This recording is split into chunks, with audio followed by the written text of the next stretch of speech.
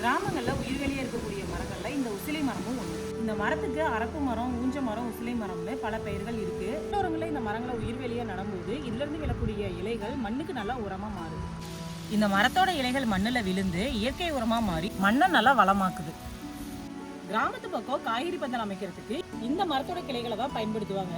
ஏன்னா இதோட காஞ்ச கிளைகள் எடை குறைவாகவும் மழை வெயிலுக்கு உளுத்து போகாமலேயே இருக்கும்.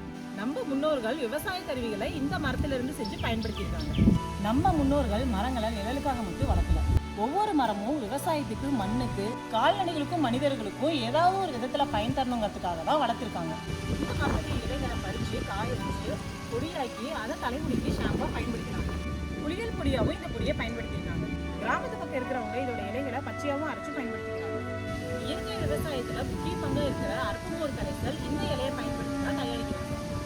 இந்த அரப்புமோர் கரைசலை பயன்படுத்துறதுனால செடிகள் நல்லா அதிக மகசூல் கொடுத்து நோய்களும் பூச்சிகளும் தாக்காம தடுக்குது.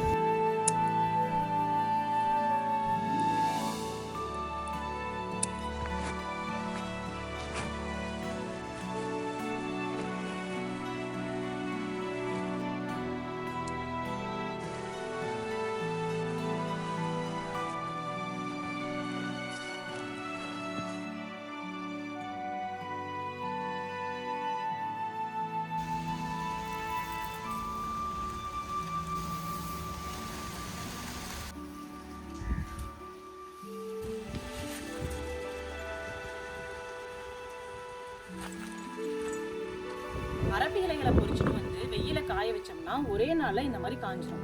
நல்லா முருகலா காஞ்ச இந்த இலைய உரல்ல போட்டு இடிக்க போறோம்.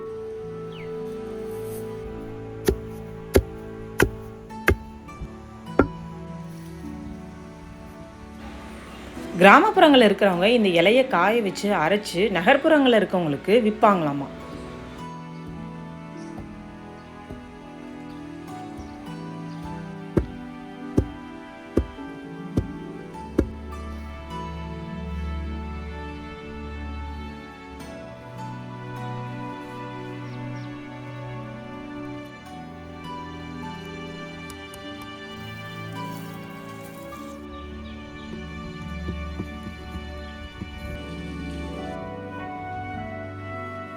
இந்த அரப்பு இலைகள் நல்லா காஞ்சிருந்ததுனால இடிச்சு கொஞ்ச நேரத்திலே பொடி ஆயிருச்சு.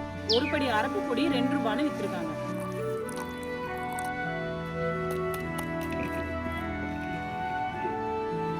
இந்த இலைகளை பச்சையா அரைக்கும் போதுதான் அந்த வளவளப்பு தன்மை இருக்கும்னு நினைச்சோம். ஆனா காஞ்ச இலைகளை அரைச்சதுக்கு அப்புறமே அதே மாதிரியே வளவளப்பு தன்மை இருக்கு.